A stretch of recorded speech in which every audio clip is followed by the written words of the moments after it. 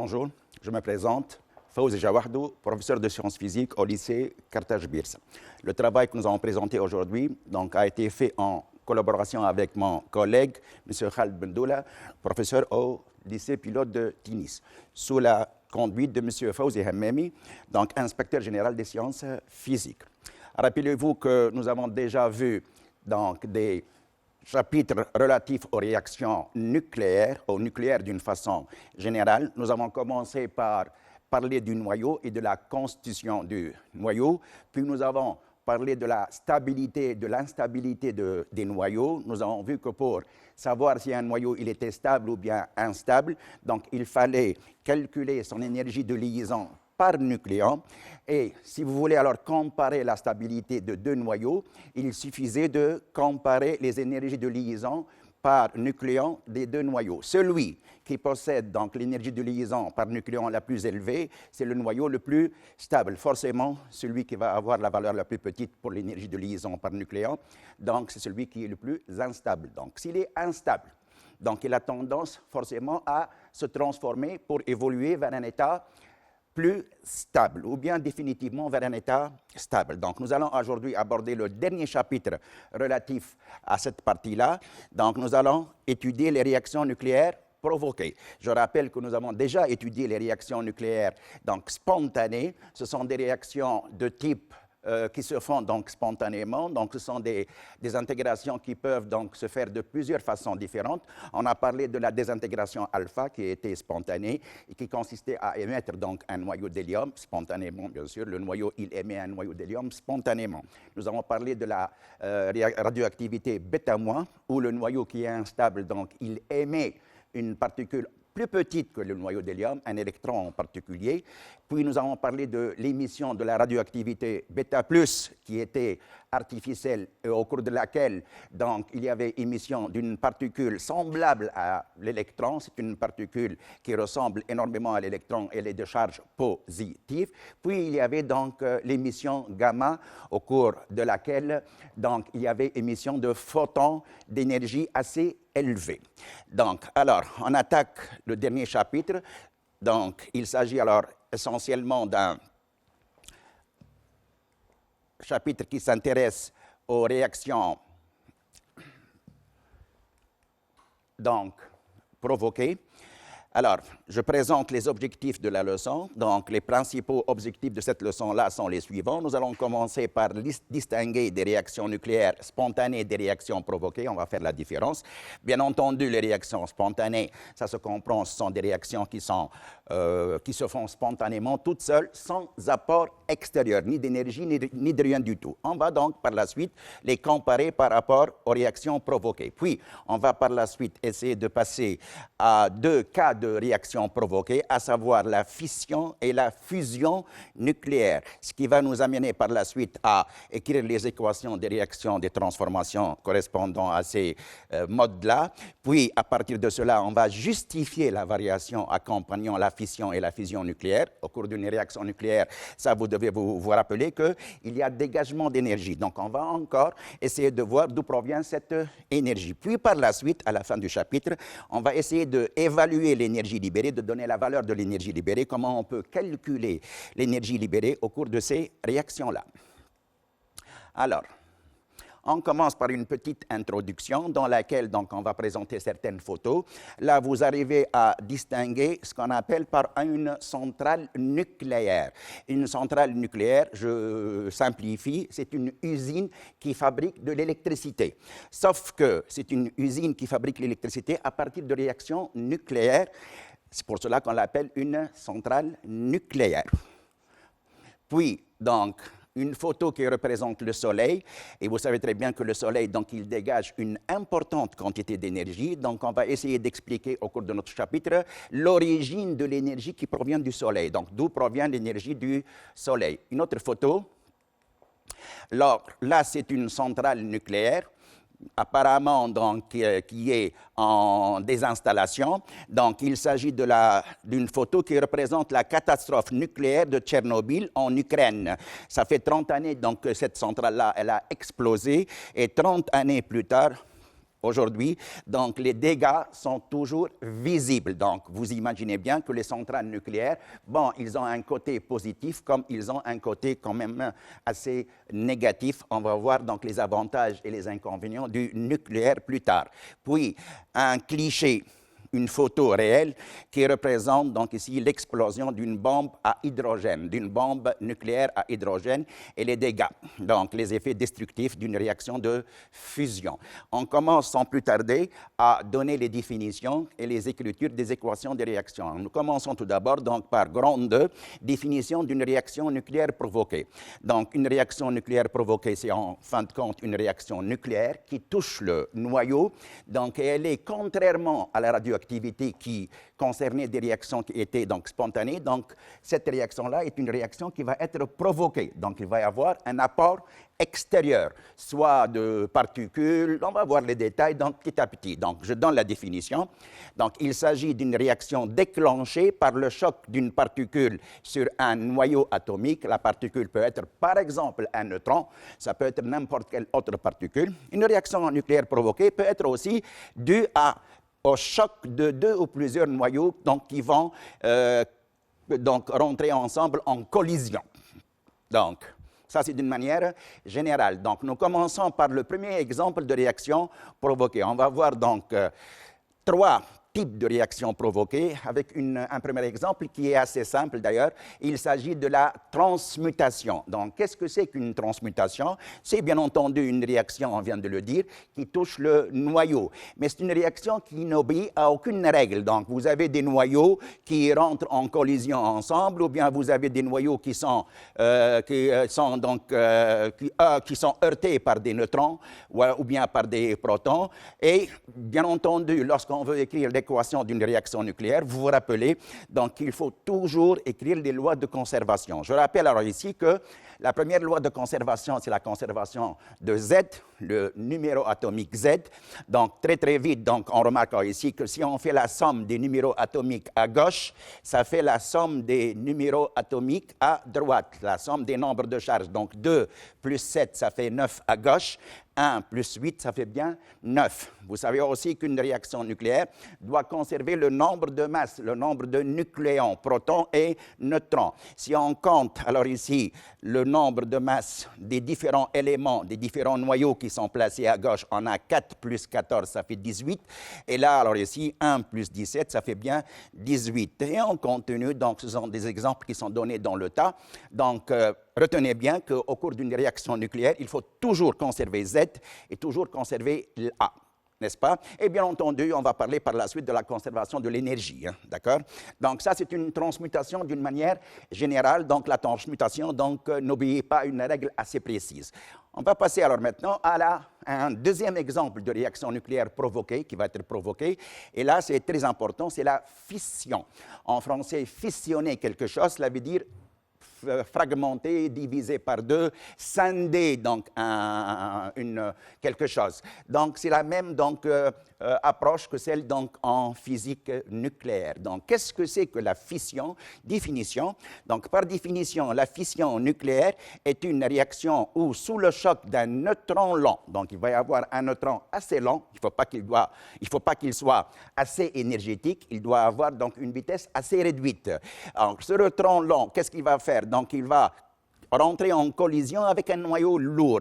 On imagine qu'un noyau lourd, donc pour qu'il soit lourd, donc il doit avoir un nombre de masses qui doit être supérieur à 200. Donc j'ai dit alors ici que le neutron lent rentre en collision avec un noyau lourd. Celui-ci, le noyau lourd, se scinde, se divise en deux noyaux assez légers, bien entendu, plus légers que le noyau lourd. Donc en deux noyaux assez légers, ayant chacun une énergie de liaison par nucléon plus élevée. Vous imaginez bien que si l'énergie de liaison par nucléon est assez élevée, donc il s'agit bien de noyaux plus stables que le noyau donc, de départ.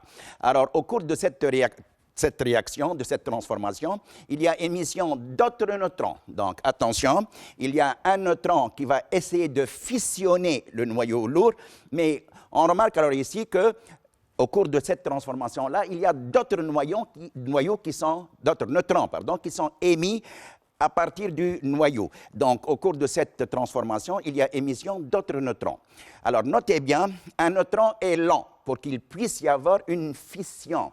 Donc, le noyau va se casser en deux. Pour qu'il puisse y avoir une fission, il doit y avoir donc ici une condition essentielle pour le neutron. Le neutron doit être lent. Alors, un neutron est lent si sa vitesse est de l'ordre de 2200 mètres par seconde. Son énergie cinétique doit être environ égale à 0,025 mégaélectronvolts, en prononce MeV, ce qui est une valeur assez faible. Donc, ça, c'est la condition pour avoir une fission. Donc, je pense alors ici qu'on va passer à des exemples de fission. Alors là, on va parler de la fission de l'uranium-235. Je rappelle que cette notation-là, ça représente l'uranium. On sait très bien tous qu'il s'agit d'un noyau qui représente, qui contient forcément, donc ici, 92 protons. C'est pour cela ici qu'on ne parle pas trop du nombre de protons, parce que c'est une valeur qui est fixe. Mais on sait très bien que l'uranium, il possède plusieurs isotopes. Plusieurs isotopes, cela veut dire ici que le nombre de neutrons dans ces différents noyaux-là n'est pas le même. Donc, aujourd'hui, on va parler de l'uranium-235, qui contient 235 nucléons. Bien entendu, il y a 92 protons. Forcément, la différence, 235 moins 92, ça fait bien entendu le nombre de neutrons. Alors, le noyau qui doit être, bien entendu, fissile, donc il doit pouvoir subir la fission, va entrer en collision avec le neutron. Donc, ça va donner, alors ici, comme on l'a dit tout à l'heure, deux noyaux donc, qui sont plus légers que le noyau de départ. Donc, on va obtenir le noyau de strontium et puis le noyau de xénon. Donc, voici les caractéristiques de ce noyau-là et, bien entendu, les caractéristiques de l'autre noyau. Comme on a dit tout à l'heure, donc, il y avait alors ici émission de quelques neutrons. Bien entendu, alors ici, les quelques neutrons, donc, il peut s'agir de deux neutrons, d'une manière générale, ou bien dans des cas assez particuliers, il peut y avoir donc émission de 3 neutrons. Comment savoir s'il y a 2 ou bien 3? Comme donc d'habitude, on est obligé alors ici de conserver 2 choses fondamentales, à savoir la conservation du numéro atomique Z à gauche, qui doit être égal au numéro atomique à droite. Comme petit calcul, donc nous pouvons alors ici donc, faire la conservation de ces 2 termes-là. Donc, je commence par la conservation de Z, conservation du numéro atomique Z. Donc, les nombres de protons à gauche, ça fait 0 plus 92, doit être égal à la somme des nombres de protons à droite. Et ça nous fait alors ici 38, donc plus 54, plus normalement un nombre de neutrons qui au départ ne doit pas être connu. Je peux le noter comme étant égal à, par exemple, K. K fois 0, ça fait donc tout simplement 0. Donc, tous ces termes-là donc, ne nous intéressent plus. Donc, alors ici, donc, tout d'abord, donc, on peut dire que 38 plus 54, ça fait bien 92. Malheureusement, la conservation de Z ne nous permet pas de connaître combien y a-t-il de neutrons. Ça ne fait rien, donc on peut passer à la conservation de A. La conservation de A donne le nombre de nucléons à gauche qui doit être égal au nombre de nucléons à droite. On va avoir alors ici, de la même façon, conservation de A. Donc, ça va donner alors ici 1 plus donc celle d'uranium 235, qui devrait être égale à la valeur du nombre de nucléons du noyau de strontium, 95, plus, bien entendu, celui de xénon, 139. Et en fin de compte, si vous connaissez le nombre de neutrons, c'est tant mieux. Sinon, si vous ne connaissez pas le nombre de neutrons, ça fait K. K fois 1. Donc, vous avez une équation assez simple pour chercher la valeur de K. Donc, il suffit de ramener les valeurs, donc ces 2 termes-là, donc à gauche, et on obtient bien donc une valeur qui est égale à 2. Donc, en fin de compte, au cours de cette transformation-là, il y a émission de 2 neutrons. D'accord? Donc, je reviens un peu en arrière. Donc, cette énergie, alors, donc, je relis tout d'abord donc, le texte. La fission de l'uranium-235 est une réaction nucléaire provoquée. Provoquée par qui? Provoquée par un neutron lent. Alors, et ce neutron-là, qu'est-ce qu'il fait? Il entre, donc, il fait un choc, donc, avec le noyau de d'uranium. Donc, il y a émission de 2 noyaux. Voici les 2 noyaux qui sont obtenus et qui sont de masse plus ou moins comparable et qui ont des énergies de liaison par nucléon assez élevées. Donc, ça veut dire qu'ils sont assez stables, pour ne pas dire autre chose. Au cours de cette transformation-là, il y a dégagement d'énergie. Est-ce qu'on est capable de justifier le dégagement de l'énergie? Eh bien oui, étant donné qu'on sait d'avance, on a vu ça avant, on a vu qu'en nucléaire, si on comptait la masse des constituants qui se trouvent à gauche, la masse des noyaux se trouvant à gauche, des particules se trouvant à gauche. Et si on calcule la somme des masses des différents noyaux et des différentes particules se trouvant à droite, on remarque bien la chose suivante. La masse de départ est toujours plus grande que la masse finale.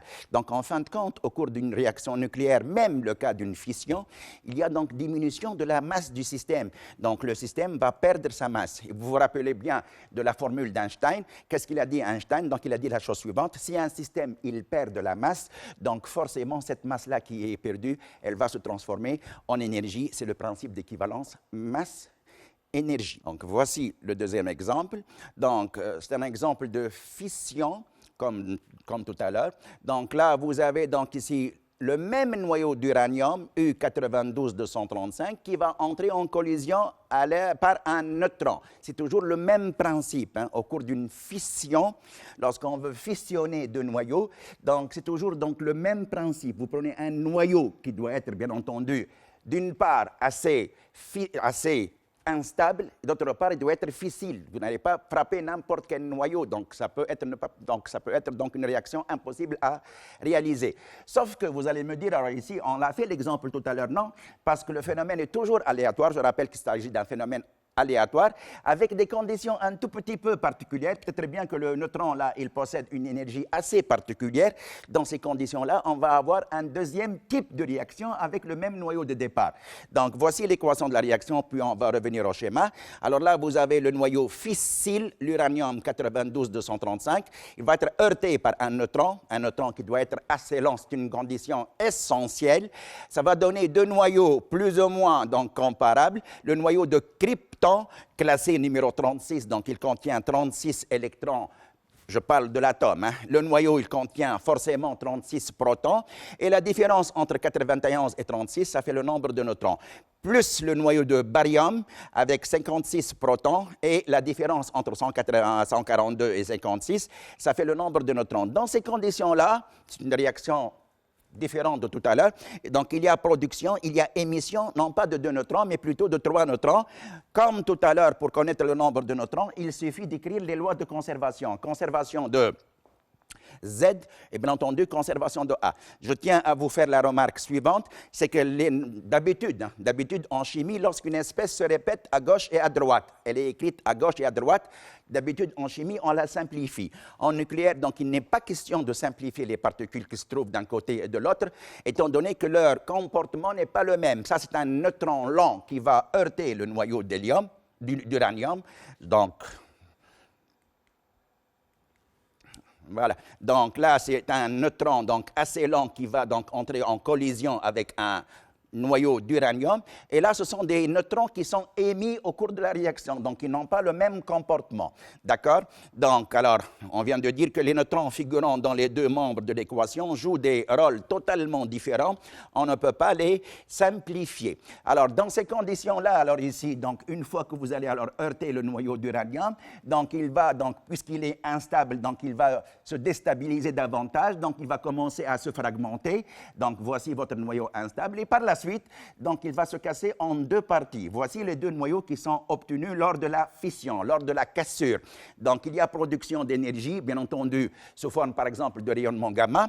Et par la suite, comme on vient de le citer, donc, il y a des neutrons qui sont émis à partir donc, de cette transformation-là. Dans ces conditions-là, il y a 3 neutrons. D'accord? Bien. On peut passer alors maintenant à la suite. Alors, une réaction de fission, elle possède des propriétés remarquables. Tout d'abord, donc, il s'agit d'une réaction nucléaire qui touche le noyau, ça c'est sûr, et qui est provoquée. Provoquée par qui la fission? Elle est provoquée par le neutron lent. Le neutron ne doit pas être assez énergétique, parce que sinon, s'il est assez énergétique, la réaction de fission ne peut ne pas réussir. D'accord? Donc, au cours de cette réaction-là aussi, il y a dégagement d'une importante quantité d'énergie. On va faire donc tout à l'heure une application dans laquelle, et ça on l'a prévu depuis le départ, dans laquelle donc cette application-là, elle va nous permettre de comparer les énergies dégagées lors des réactions spontanées, alpha, bêta moins, bêta plus, par rapport aux réactions provoquées, en particulier la fission, pour le moment. Donc, cette réaction-là aussi donc, conserve les deux grandeurs suivantes, la quantité de charge, le nombre de charges Z et le nombre de masses, on l'a précisé plusieurs fois. Et il y a conservation de l'énergie. Je vous rappelle alors ici que la conservation d'énergie, de l'énergie du système se fait à partir des énergies de masse. D'accord? On va donc revenir à ça tout à l'heure. Bien. Alors, une petite remarque maintenant qui est donc très, très importante. Alors, l'expérience montre la chose suivante. Vous avez un noyau d'uranium qui va être heurté par un neutron. Donc, il y a production alors ici de deux noyaux, ça on vient de le dire, le noyau de barium et le noyau de krypton. Donc, vous avez alors ici éjection de 3 neutrons, mais attention, vous allez me dire la chose suivante, les neutrons sont identiques, eh bien non, ils ne sont pas parfaitement identiques lorsqu'ils sont éjectés. Alors, la réaction, l'expérience montre la chose suivante, c'est que parmi les 3 neutrons qui sont éjectés, généralement, donc il y a 2 neutrons qui peuvent à leur tour fissionner d'autres noyaux. Alors, les 2 noyaux qui sont donc ici obtenus à la fin libèrent à eux aussi chacun 3 neutrons. Donc, chacun des 3 noyaux donc, libère 3 neutrons. Parmi les 3 neutrons, il y a 2 plus ou moins qu'on appelle par neutrons efficaces. Ces neutrons-là vont heurter à leur tour d'autres noyaux. Regardez bien ce qui se produit. Donc, alors la réaction va s'emballer. Donc, elle va se produire à partir des neutrons qui sont libérés. Et on dit qu'il s'agit ici d'une réaction en chaîne. Et une réaction en chaîne, donc, qui se fait à partir, donc, ici, des neutrons qui sont libérés, est une réaction extrêmement difficile à contrôler. Donc, on peut la contrôler comme il peut parfois arriver des moments où elle n'est pas contrôlable. Donc, on va donner la différence tout de suite, une fois donc on a lu cette petite phrase-là. Donc, alors, je récapitule. Alors, la réaction de fission est une réaction en chaîne. Donc, elle est en chaîne. Les neutrons libérés peuvent à leur tour fissionner d'autres noyaux fissiles. Les noyaux, ils sont fissiles, donc ils sont capables de subir la fission. Il s'agit donc d'une réaction en chaîne difficilement contrôlable. L'expérience montre la chose suivante. Donc, juste des remarques donc, à caractère expérimentaux. Alors, bien entendu, tous les neutrons ne sont pas aussi efficaces les uns que les autres. Certains noyaux donc, sont efficaces, d'autres soit qu'ils ont des énergies assez élevées, donc ils font autre chose, soit qu'ils ont des énergies encore plus petites, donc ils ne sont pas capables de réaliser une réaction de fission. Donc forcément, alors ici, la réaction en chaîne constituant la fission dépend énormément du nombre de neutrons incidents et du nombre de neutrons efficaces. Donc, il y a des neutrons même qui, lorsqu'ils sont produits, font autre chose que fissionner, qu'entrer en collision avec des noyaux d'uranium. Il y a des neutrons qui s'enfuient dans les réacteurs ou bien qui font des réactions avec les parois du réacteur. Donc, et là, on les perd de vue, ces neutrons-là. D'autre part, il y a des neutrons qui ne sont pas très peu énergétiques, comme on l'a dit tout à l'heure. Ils sont très énergétiques. Et là, lorsqu'ils sont très énergétiques, ils peuvent causer d'autres types de réactions nucléaires qui ne nous intéressent pas beaucoup. Les noyaux, alors ici, de même, donc les noyaux ils ne sont pas tous aussi fissiles les uns que les autres. Donc l'expérience montre que certains noyaux d'uranium sont fissiles, d'autres qui peuvent subir la fission, mais dans ces conditions-là, ce n'est pas possible. Donc en fin de compte, alors pour avoir une réaction en chaîne, donc il faut alors ici contrôler énormément les neutrons longs. Contrôler quoi? Contrôler leur énergie cinétique. Si on arrive à contrôler l'énergie cinétique des neutrons longs, donc on peut contrôler la réaction et on peut la produire de manière assez gentille, si on peut donc le dire. Et ça se fait dans les centrales nucléaires. Donc, dans les centrales nucléaires, donc on fait des réactions en chaîne qui sont contrôlables. Donc, on peut arrêter, on peut ralentir la réaction quand on veut. Mais lorsqu'il n'est plus possible pour nous de contrôler le débit des neutrons, et là, ça devient très dangereux, la réaction n'est plus contrôlable, et c'est le principe des armes nucléaires, dans les bombes nucléaires. Ce sont apparemment des réactions en chaîne qui se produisent et qui ne sont pas du tout contrôlables. Donc, on n'arrive plus à suivre l'évolution de la réaction. Bien, on va passer à autre chose. Alors, la fission dégage une énergie gigantesque, une très, très grande énergie. Là, c'est relatif. Hein. C'est relatif par rapport aux réactions donc, qui sont spontanées. Donc, vous allez voir tout à l'heure dans l'application que les réactions donc, provoquées dégagent beaucoup plus d'énergie que les réactions spontanées. Donc, par exemple, 1 gramme d'uranium-235, lorsqu'il devient fissile, lorsqu'il subit la fission, il produit une énergie, attention, c'est 1 gramme, hein, il produit une énergie équivalente à la combustion de plusieurs tonnes de charbon. En combustion, vous prenez donc plusieurs tonnes de charbon, vous approchez une allumette, le charbon donc il va s'enflammer, il va produire de l'énergie.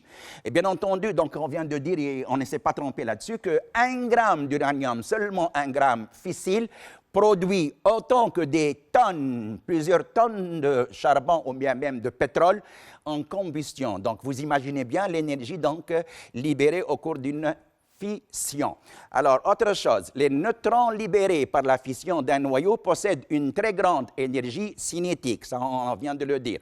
En contrôlant l'énergie de ces neutrons et en les ralentissant, ils peuvent produire d'autres fissions et la réaction s'emballe. Donc, on s'emballe, cela veut dire qu'on ne peut plus la contrôler. Elle s'emballe dangereusement. Si le nombre de neutrons éjectés devient assez grand, la réaction peut devenir explosive. C'est le cas de la bombe A, la bombe atomique, dont vous connaissez donc les dégâts qu'elle peut occasionner. Je pense que vous avez une idée là-dessus. Maintenant, alors ici, on va passer à un deuxième type de réaction provoquée, à savoir la fusion. Attention, il ne faut pas donc mélanger entre, tout à l'heure, c'était fission, fissionner, ça veut dire casser, ça veut dire diviser en deux ou bien en plusieurs parties. Ce qui nous intéresse, c'est en deux parties. Et là, c'est plutôt autre chose, c'est la fusion. Fusionner deux corps en français dans le dictionnaire, ça veut dire rassembler. Eh bien, justement là, donc, dans la réaction de fusion, on va, si vous voulez, donc on va rassembler deux noyaux. Bien entendu, ces noyaux-là, ça doit être des noyaux apparemment assez légers. Je prends le cas du deutérium. Je rappelle que le deutérium, c'est le noyau d'hélium, plutôt d'hydrogène, pardon, d'hydrogène, où il y a alors ici deux nucléons. Donc je rappelle que l'hydrogène classique qui se trouve avec un grand pourcentage dans la nature, il s'écrit de la façon suivante. Ça, c'est l'hydrogène classique. Il contient un proton et il n'y a pas de neutrons puisque le nombre de protons et de neutrons, c'est 1. Donc ce 1-là, c'est réservé aux protons. Alors que là, c'est le deutérium. C'est le frère de l'hydrogène H11. On ne dit pas frère, on dit plutôt isotope. C'est l'isotope qui renferme alors ici un proton et un neutron. Donc, un proton, ça nous fait alors ici 1 au-dessous, et un proton plus un neutron, ça nous fait donc 2 au-dessus. Donc, ça, c'est le noyau d'hydrogène numéro 2, donc qu'on appelle communément donc le deutérium. Ce deutérium, donc, il va rentrer en collision avec le tritium. C'est qui le tritium? C'est l'autre isotope de l'hydrogène. Alors, qu'est-ce qu'il a de particulier, l'autre isotope de l'hydrogène?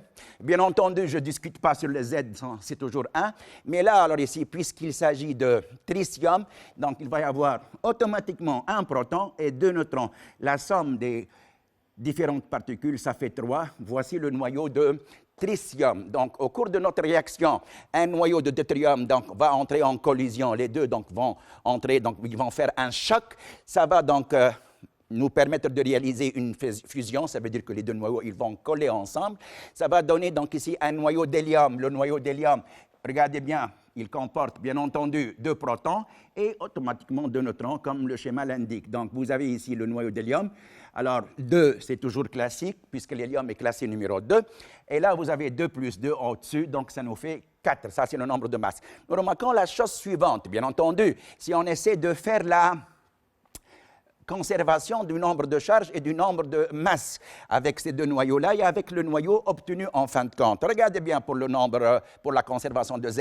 Alors, vous avez à gauche 1 plus 1 pour Z, hein? Donc ça nous fait 2.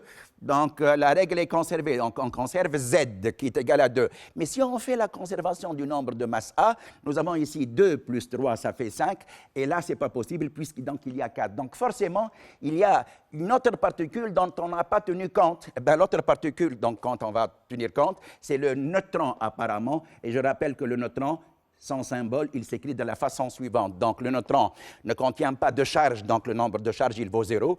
Et le neutron, donc, c'est un neutron en fin de compte, donc il y a ici 1. Donc maintenant, apparemment donc, on peut donc écrire les lois de conservation sans se tromper, puisque si on écrit donc la somme des conservations, donc la somme des nombres de masse à gauche, ça fait 2 plus 3, à droite, ça va nous donner 4 plus 1, ça fait bien 5, donc l'égalité est maintenue. Donc, je définis alors ici la fusion. Alors, par définition, c'est quoi la fusion de deux noyaux qui doivent être légers? La fusion nucléaire est une réaction nucléaire qui touche le noyau, qui est due au choc de deux ou plusieurs noyaux légers. Qu'appelle-t-on par noyau léger? Ce sont des noyaux assez petits, donc le nombre de masse A, le nombre de masse, ça veut dire le nombre de protons et de neutrons, il ne doit pas dépasser 30. Sinon, ça doit donner un noyau qui n'est plus léger. Donc, alors, ça concerne deux noyaux qui vont donc rentrer en collision ensemble pour donner d'autres noyaux ayant des énergies de liaison par nucléon plus grandes. Ça, on vient de le répéter. Donc, on l'a répété plusieurs fois. Donc, ce sont des noyaux plus stables, forcément. Donc, leur énergie de liaison par nucléon doit être assez élevée. Notez bien. Bien entendu, alors ici, lorsque vous allez rapprocher les deux noyaux, ces deux noyaux-là, donc, alors, cet ensemble de particules est constitué par un proton chargé positivement et deux neutrons qui ne sont pas chargés. Donc, pour le noyau de deutérium, il y a un proton qui est chargé positivement et un neutron qui n'est pas chargé. Donc, en fin de compte, et ça vous devez le savoir, qu'il doit y avoir une interaction électrostatique entre ces deux noyaux-là. Ces deux noyaux-là vont donc essayer de s'éloigner l'un de l'autre, donc il va y avoir une interaction. Donc vous imaginez bien alors ici que pour rapprocher ces deux noyaux-là, donc il faut vaincre cette interaction-là. Il faut appliquer un travail qui doit être une énergie qui est plus grande que celle de l'énergie électrostatique. C'est ce qu'on vient de dire ici. Alors pour vaincre les forces de répulsion dans le noyau, ce sont des répulsions électrostatiques. Les noyaux légers, je parle d'une manière générale, doivent avoir une assez grande énergie cinétique. Donc, il faut que ces deux particules-là, elles ont des vitesses, donc automatiquement des énergies cinétiques assez élevées pour qu'ils puissent vaincre les forces de répulsion électrostatique. Alors, pour vaincre les forces de répulsion dans le noyau, les noyaux doivent avoir une assez grande énergie cinétique qui doit être supérieure à 0,1 mégaélectronvolt. Une telle énergie ne peut pas être atteinte. Donc là, on commence les choses sérieuses. Cette énergie-là est une énergie apparemment très élevée. Attention, ça c'est au niveau du noyau. Mais si on parle d'un échantillon contenant des milliards et des milliards de noyaux, ça nous fait alors ici des milliards et des milliards de mégaélectronvolts. C'est une énergie qui est phénoménale. Alors, d'où on va apporter cette énergie-là pour qu'on puisse avoir une fusion. Vous allez me dire que, bon, en fin de compte, donc deux noyaux, donc ça ne nécessite pas beaucoup. Mais là, je parle à l'échelle macroscopique. Alors, pour réaliser une réaction de fusion, donc il faut dépenser une quantité d'énergie très très grande. On estime que cette énergie-là doit correspondre à une température, à une énergie dont la température est de l'ordre de quelques millions de degrés Celsius. Vous imaginez bien qu'au laboratoire, c'est impossible d'avoir une telle température. Bon, on peut arriver au laboratoire à des milliers de degrés Celsius pour réaliser la fusion ou bien autre chose, mais des millions de degrés Celsius au niveau du laboratoire, c'est pratiquement impossible. C'est pour cela que cette réaction-là, on ne peut la rencontrer que pour le moment, dans un seul cas, le cas de la bombe à hydrogène. Et la bombe à hydrogène, vous allez me dire, donc, quel est son principe de fonctionnement? Eh bien, c'est simple. On va donc provoquer l'énergie dont je viens de parler à l'aide d'une réaction précédente, à savoir la réaction de fission. La réaction de fission, donc la bombe, elle va exploser, elle va produire de l'énergie, et c'est cette énergie-là qui va me permettre de réaliser la fusion des deux noyaux légers. Donc, alors, je viens de dire que cette énergie-là, pour les particules, est une énergie qui ne peut être atteinte qu'à une température extrêmement élevée, de l'ordre de quelques millions de degrés Celsius. C'est pour cela que la fusion est très difficilement réalisable, sinon pour le moment impossible, sauf dans les armes nucléaires. Donc, elle doit être donc précédée d'une fission nucléaire. Donc, malheureusement, jusqu'à maintenant, la fusion est utilisée pour des fins destructives. On fait des recherches actuellement, des recherches donc extrêmement avancées pour pouvoir donc utiliser la fusion dans le domaine donc, constructif, dans les centrales, dans le fonctionnement des grandes machines comme les sous-marins ou bien les bateaux nucléaires ou bien dans les avions et ainsi de suite. Mais jusqu'à maintenant, la fusion donc utilisée juste à des fins destructives. Alors, on passe maintenant à la suite. Bien. Donc, voici quelques exemples de réactions de fusion. Alors, je commence par l'exemple le plus intéressant, la réaction qui se fait dans les étoiles. Donc, dans les étoiles, il y a beaucoup de réactions qui se produisent. L'une, principalement, est la suivante. Vous avez un noyau de deutérium, rappelez-vous tout à l'heure. Donc, c'est le voisin de l'hydrogène. On dit plutôt l'isotope de l'hydrogène. Donc, c'est l'isotope hydrogène qui contient automatiquement un proton et deux neutrons. Alors, un noyau d'hydrogène rentre en collision avec un noyau d'hydrogène. Les deux, donc, vont apparemment fusionner ensemble, vont s'associer pour donner le tritium, le voisin de l'hydrogène, le tritium qui comporte 3 nucléons. Et la différence, bien entendu, doit donc donner un noyau d'hydrogène H11 qu'on appelle aussi par proton, parce qu'en fin de compte, le noyau d'hydrogène H11, qu'est-ce qu'il contient? Il contient un proton. Donc, c'est en fin de compte le proton. Donc, il ne faut pas s'affoler ici. Si on trouve P11, c'est la même chose. Vous remarquez bien que les lois de conservation sont assurées. 1 plus 1 de ce côté-là, ça fait 1 plus 1 de ce côté-là. Et 2 plus 2, ça fait 4. Là, ça fait donc 3 plus 1, ça fait bien 4. Donc, la conservation de Z et de A, elle est réalisée. Donc, voici un autre exemple maintenant. Un exemple qui nous intéresse beaucoup. Donc, rappelez-vous tout à l'heure donc, la photo que je donnais avec le Soleil. Et j'ai dit ici que le Soleil est une boule de feu qui, des milliards d'années, plutôt, donc depuis des milliards d'années, elle est en train de briller. D'où elle apporte cette énergie-là, cette énergie extrêmement colossale? Eh bien, tout simplement à partir de réactions de fusion. Alors, il y a beaucoup de réactions de fusion qui se passent au Soleil, dont 3 essentielles qui sont les suivantes. Il y a d'autres donc réactions, bien entendu. Alors, je commence par la première transformation qui se produit au Soleil. Le Soleil, donc, il contient énormément d'hydrogène H11, il contient autre chose, mais énormément d'hydrogène. Alors, donc, 2 noyaux d'hydrogène donc, qui sont agités, bien sûr, dans le Soleil, je parle. Donc, puisqu'ils sont agités, ils possèdent des énergies cinétiques assez particulières. Donc, ils vont alors ici, suite à ces déplacements-là, rentrer en collision. Donc, la probabilité de choc, elle est assez élevée puisque la matière est assez dense dans le Soleil. Il y a beaucoup de matière et vous imaginez bien que plus la matière est dense, plus la probabilité de choc, elle augmente. Bien entendu, si le mélange contient très peu de particules, donc la probabilité de rencontre entre les particules, elle diminue et il devient assez rare de rencontrer des noyaux qui vont fusionner. Alors, disons qu'ils se rencontrent, donc vous avez ici un noyau d'hydrogène qui réagit avec un noyau d'hydrogène H11, je peux mettre 2 H11 si vous voulez, pour donner l'hydrogène H12. La différence, ça fait un positron. Rappelez-vous du positron, c'est le frère de l'électron qui contient une charge plutôt positive. Donc, il contient la même masse que celle de l'électron, mais plutôt, donc, la charge, elle est plutôt positive que négative. Alors, le noyau de deutérium obtenu au cours de cette transformation-là, lui, donc, il va réagir encore avec un noyau de H11. Donc, celui-ci, il est obtenu au cours, le noyau de deutérium H12, il est obtenu à partir de cette première transformation-là. Alors, ce noyau-là, il va rentrer en collision avec le noyau d'hydrogène H11. Alors, on va écrire les lois de conservation. Donc, 1 plus 1, ça fait 2. 2, apparemment, c'est soit 2 protons qui sont isolés, ou bien 2 protons qui sont associés. On va voir. Et la somme des nombres de masse à gauche, ça fait 1 plus 2, ça fait bien 3. Donc, 2 et 3, là, donc, on reconnaît bien le noyau d'hélium. C'est l'un des isotopes de l'hélium. Je rappelle que celui le plus répandu, c'est l'hélium 2,4, mais il peut présenter un autre isotope. L'hélium peut présenter un autre isotope. Donc, au cours de cette transformation-là, donc, il n'y a pas d'excédent d'autres particules. Donc, alors, je passe maintenant à la 3e étape. L'hélium de 3, lui aussi, alors ici, va réagir avec lui-même. Il est produit au cours de la 2e transformation. Il va réagir avec lui-même pour donner les lois de conservation He de 4. Si on fait la conservation, on va avoir 2 plus 2, ça fait impossible d'avoir 2, là il manque quelque chose. Et 3 plus 3, ça fait 6, qui ne doit pas être égal à 4. Donc sûrement il y a quelque chose qui est écrit de ce côté-là.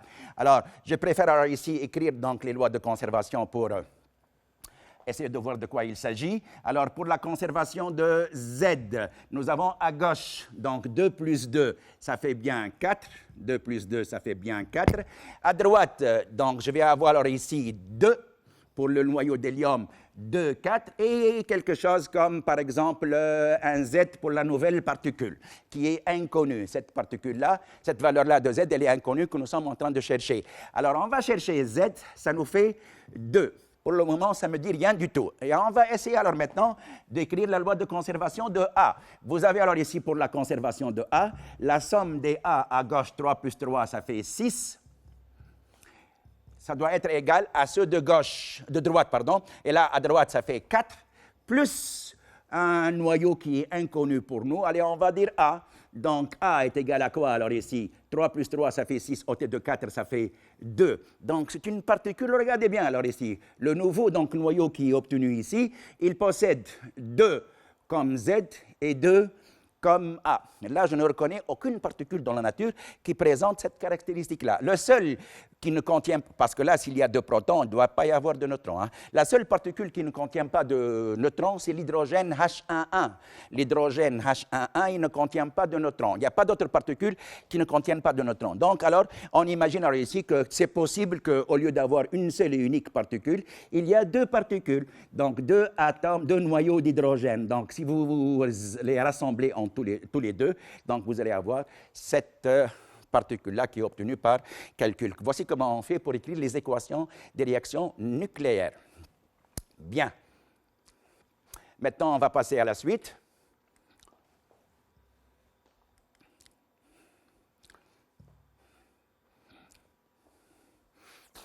Alors,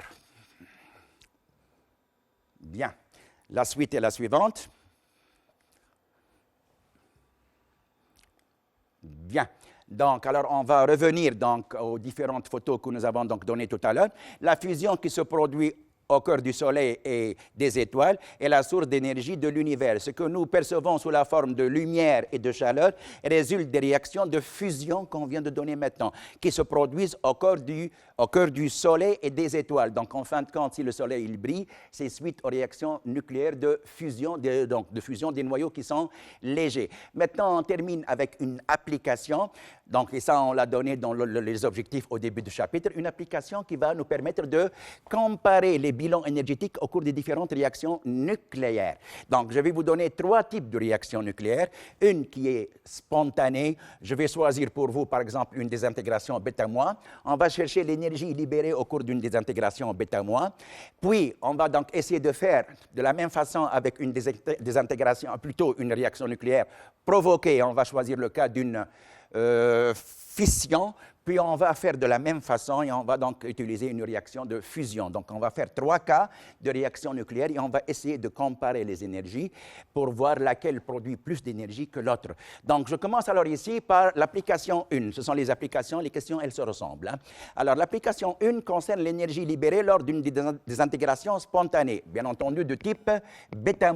J'ai choisi pour vous donc l'équation suivante. Donc, un noyau de césium 55-137, il y a 55 protons et le reste, la différence, c'est le nombre de neutrons. Donc, qu'est-ce que je dois ajouter ici? Eh bien, apparemment, rien du tout, puisqu'il s'agit d'une réaction qui est comment? La spontanée. D'où se produit, comment on peut expliquer le phénomène, tout simplement? Eh bien, tout simplement parce que le noyau de césium est un noyau très instable. Donc, il est tellement instable qu'il va essayer de se transformer spontanément pour évoluer vers un état plus stable. Donc, ce noyau de césium-là va se désintégrer. Donc, il va donner le noyau de barium 56-137. La différence, ça fait un électron. Donc, c'est bien une désintégration de type bêta-. Alors, au cours de cette transformation-là, et ça, on l'a dit plusieurs fois, donc, il y a diminution de la masse du système. Donc, le système, à gauche, il va avoir une certaine masse, le noyau de césium. À droite, la somme des deux va donner une certaine masse. Et ça, on l'a vu avant, dans le chapitre noyau atomique. On a dit alors ici que le noyau de départ doit avoir une masse plus grande que la somme des noyaux obtenus à la fin. Ben justement, cette différence de masse, cette diminution de la masse, cette perte de la masse va nous permettre de calculer l'énergie libérée, mais attention, c'est une énergie libérée pour la désintégration de un noyau de césium. Donc, c'est à l'échelle du microscopique, là. C'est tellement donc très petit, vous allez me dire que l'énergie elle est très petite, on va voir ensemble. Alors l'énergie libérée lors de la désintégration d'un noyau de césium, alors la variation d'énergie, l'énergie libérée qui est toujours positive parce que delta M n'est pas une variation de la masse. Si c'était une variation de la masse, ça aurait donné masse finale moins masse initiale. Ce n'est pas le cas ici, c'est une diminution de la masse. Et la diminution de la masse, c'est masse initiale moins masse finale. On vient de dire que la masse initiale est plus grande que la masse finale. Donc, en fin de compte, delta M, là, le défaut de masse, est une grandeur qui est strictement positive. Donc, c'est une énergie qui doit être écrite de la façon suivante. Donc, c'est delta M initial moins final multiplié par C au carré.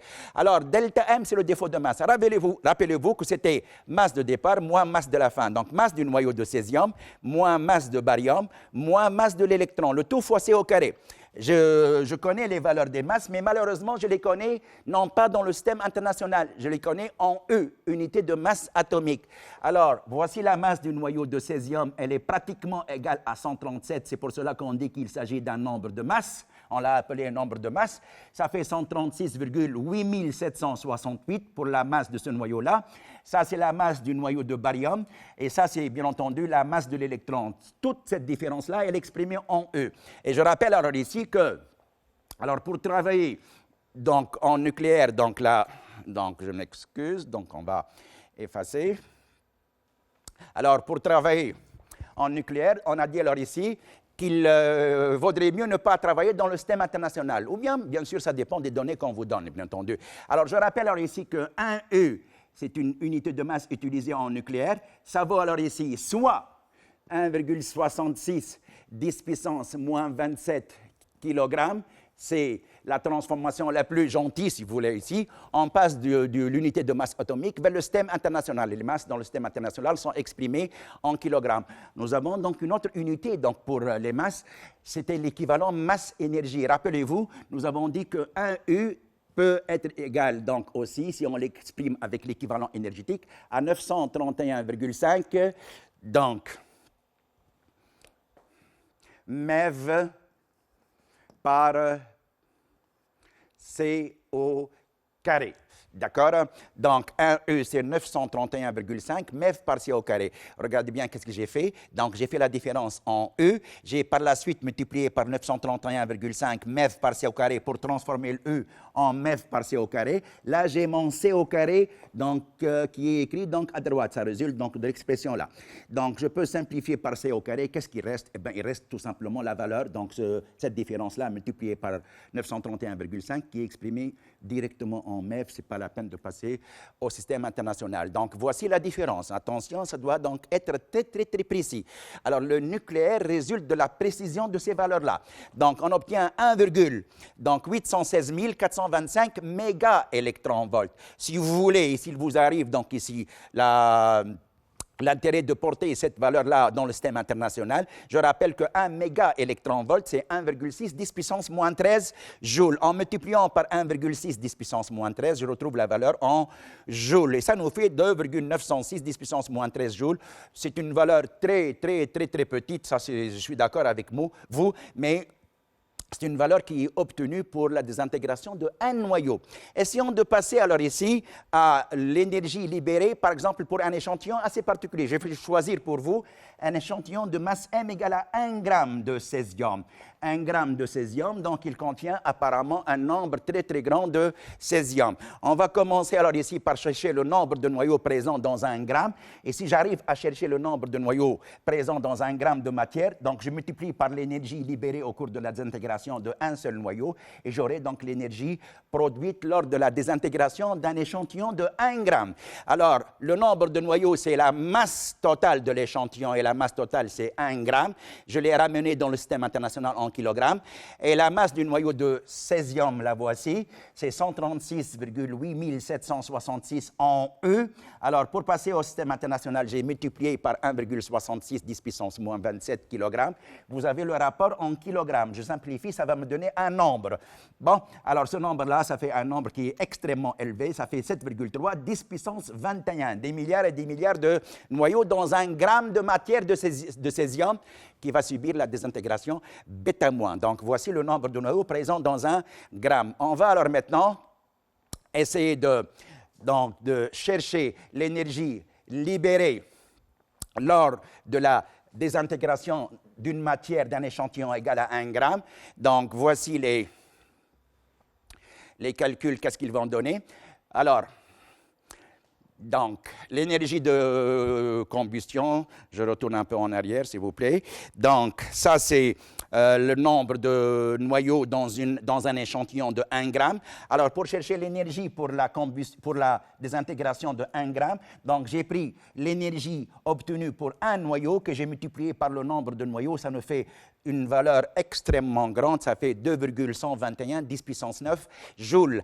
À titre donc de comparaison, parce que j'imagine que cette valeur-là, on ne peut pas avoir une idée, est-ce qu'elle est très grande ou bien très petite. Je vais comparer cette énergie-là avec donc, ce qu'on appelle alors ici par le TEP. Donc, qu'est-ce que c'est que le TEP qui vaut 41,9 10 puissance 9 joules? Eh bien, c'est tout simplement l'énergie de combustion d'une tonne de pétrole. Vous prenez une tonne de pétrole, vous réalisez sa combustion, elle va vous donner donc ici 41,9 10 puissance 9 joules, 41,9 milliards de joules. Alors, en faisant le rapport de l'énergie libérée au cours de la désintégration de 1 gramme d'échantillon divisé par la combustion d'une tonne de pétrole, je trouve que le rapport, il donne 0,0506 tonnes. Donc, je récapitule si vous avez compris le principe. Donc, 1 gramme de substance radioactive bêta- de césium libère autant d'énergie qu'à peu près 0,05 tonnes de pétrole. Donc, vous voyez très bien la différence. Une énergie très, très élevée, d'où la course au nucléaire. Donc, le nucléaire, apparemment, et là, je parle de réaction bêta-, le nucléaire, apparemment, alors ici, il libère donc une très, très grande énergie par rapport aux réactions de combustion classiques, à savoir la combustion du pétrole et du charbon. Alors, très, très vite, donc, on va refaire la même chose, mais avec une réaction autre. Je vais parler alors maintenant de la fission. Je vais prendre un exemple de fission. Là, c'est l'énergie libérée lors de la fission du noyau d'uranium 92-235 que nous avons vu tout à l'heure. Je réécris l'équation. Voici l'équation qui nous intéresse. Donc, on va chercher l'énergie libérée lors de la fission d'un noyau d'uranium. Comme d'habitude, donc, il va y avoir une diminution de la masse du système, donc il y a une perte de masse.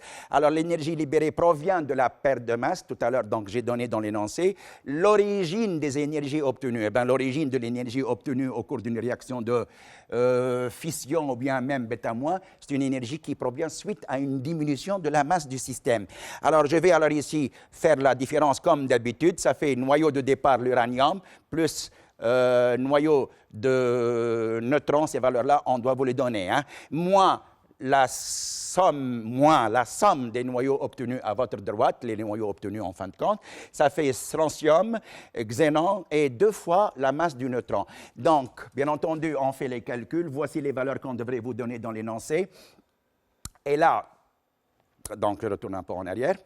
Alors, voici donc la différence qui est obtenue en E. Donc, on multiplie comme tout à l'heure par 931,5 MeV par C au carré pour passer au MeV. Puis, vous avez de ce côté-là C au carré, donc c'est ce terme-là. Donc, on va simplifier par C au carré. Voici la valeur de l'énergie obtenue pour la fission de 1 gramme d'uranium. Ça nous fait alors ici 269,66 925 mégaélectronvolts. On ramène cette valeur-là au joule dans le système international. Nous obtenons alors ici 4,31 10 puissance moins 11 joules, ça c'est pour un noyau. Passons très très vite à un échantillon contenant 1 gramme de matière. Comme d'habitude, on va chercher le nombre de noyaux présents dans 1 gramme.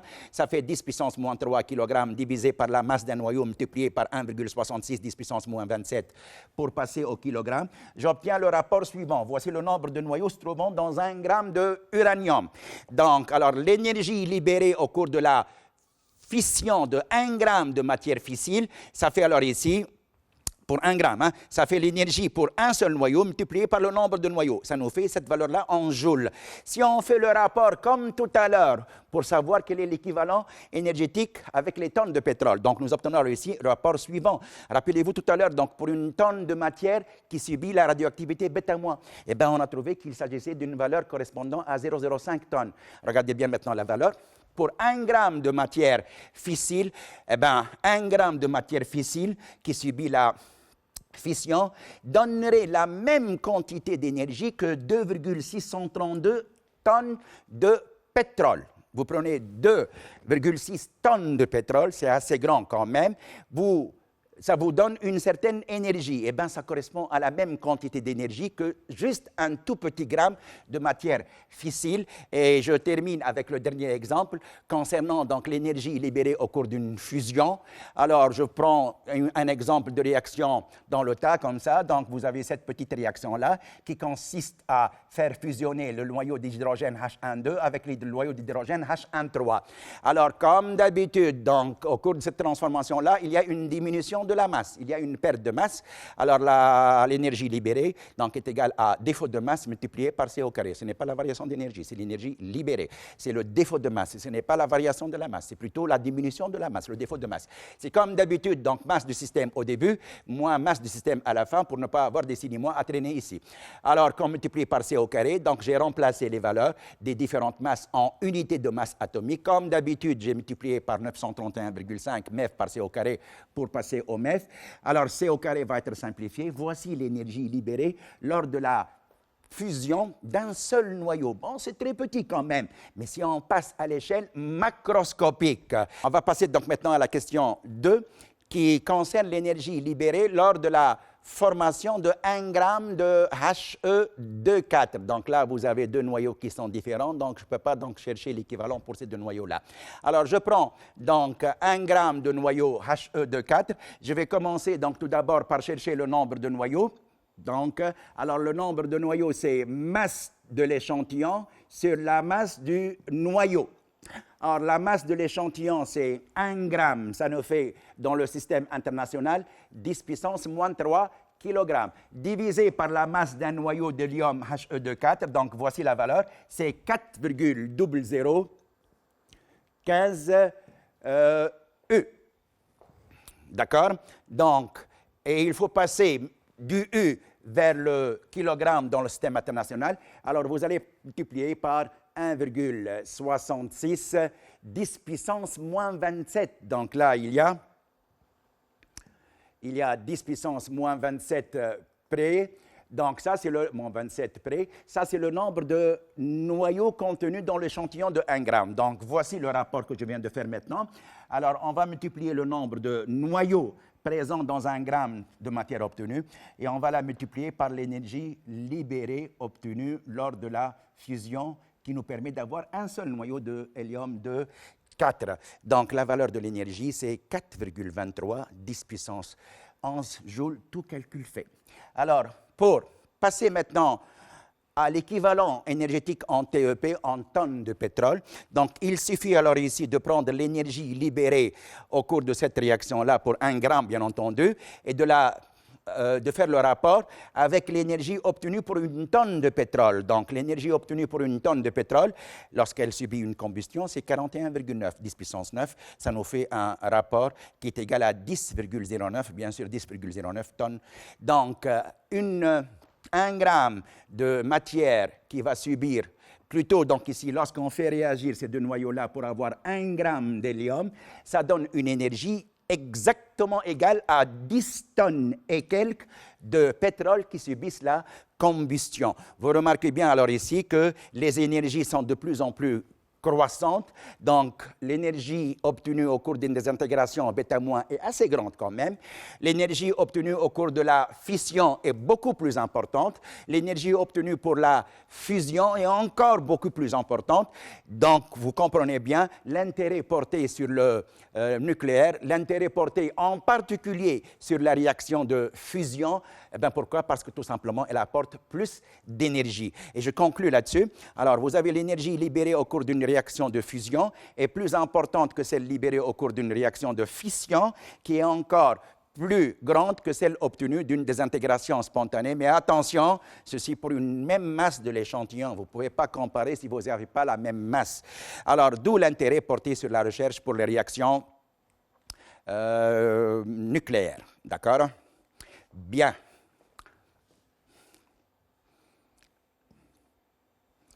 Donc, d'où l'intérêt porté sur la recherche pour les réactions provoquées, en particulier la réaction de fusion. Je rappelle que la fusion est actuellement au stade du phénomène destructif. Donc, elle est utilisée, la fusion, dans les armes nucléaires. Donc, c'est à l'échelle de la destruction, donc malheureusement à l'échelle des bombes. Les recherches se font donc de façon très accélérée pour le moment au niveau des laboratoires. Donc, pour qu'ils puissent donc utiliser cette énergie-là donc à des fins constructives. Et je passe alors maintenant au dernier paragraphe de ce chapitre. Donc le nucléaire, c'est bien quand même, ça donne beaucoup d'énergie, ça c'est sûr, mais il a quand même donc aussi des inconvénients. Donc voici quelques petits renseignements relatifs aux avantages et aux inconvénients du nucléaire. Donc je commence par les avantages. Alors le nucléaire aide au développement de l'économie, donc il nous permet donc d'avoir une économie beaucoup plus développée, ça c'est sûr. Je parle des avantages. Hein. Une centrale nucléaire produit plus d'énergie qu'une centrale thermique, ça on l'a donc expliqué au départ. Donc une centrale thermique consomme du pétrole, consomme par exemple du gaz naturel, consomme peut-être bien du charbon. Alors, il faut des tonnes et des tonnes et des tonnes par jour pour produire autant d'énergie que quelques tout petits grammes de matière fissile ou bien de matière qui subit la désintégration bêta-moins ou bien n'importe quel type de désintégration. Autre avantage. Alors, on vient de le dire, le nucléaire permet d'économiser les ressources naturelles de la planète, telles que le pétrole, le gaz et le charbon. Alors, une centrale nucléaire pollue moins en CO2 parce que vous savez très bien que lors des combustions, alors une centrale thermique produit du CO2 et c'est donc polluant. Par contre, quand même, les centrales nucléaires, leur avantage, c'est qu'elles ne produisent pas beaucoup de CO2. C'est pour cela, alors ici, qu'elles sont moins polluantes, attention, en CO2. Alors maintenant, quelques inconvénients, je termine avec les inconvénients. Alors une centrale nucléaire est très dangereuse au niveau de la construction et au niveau du suivi de l'édifice. Alors une centrale nucléaire est très dangereuse, son installation est très coûteuse au départ, ça c'est sûr, et nécessite de nombreuses précautions. La sécurité n'est pas absolue, donc il n'y a pas le zéro absolu de sécurité, donc il y a toujours des risques de quoi? Des risques lors du fonctionnement de la centrale. Rappelez-vous la photo que j'ai donnée tout à l'heure concernant la centrale nucléaire de Tchernobyl, où il y a eu une explosion extrêmement désastreuse. Jusqu'à maintenant, ça fait 30 années en arrière qu'elle s'est produite l'explosion. Jusqu'à maintenant, on subit les dégâts de cette catastrophe. Il y a eu d'autres catastrophes au Japon et ainsi de suite. Hein. Alors, un autre inconvénient, les déchets radioactifs, il y a des déchets malheureusement, ne sont pas recyclables et posent des problèmes environnementaux. Donc, on ne peut pas bien entendu, recycler les déchets radioactifs, donc les éléments qui réagissent donnent des déchets donc, qui sont difficiles à recycler. Et en fin de compte, une centrale nucléaire émet une pollution dite radioactive extrêmement dangereuse pour la santé parce qu'elle produit des particules qui sont malheureusement pénétrantes à travers la matière, et ça, on en a parlé donc, dans le chapitre précédent. Alors, sur ce, j'espère que vous avez bien donc suivi le chapitre, vous avez compris l'essentiel. Je vous remercie pour votre attention. Ce sera tout pour aujourd'hui.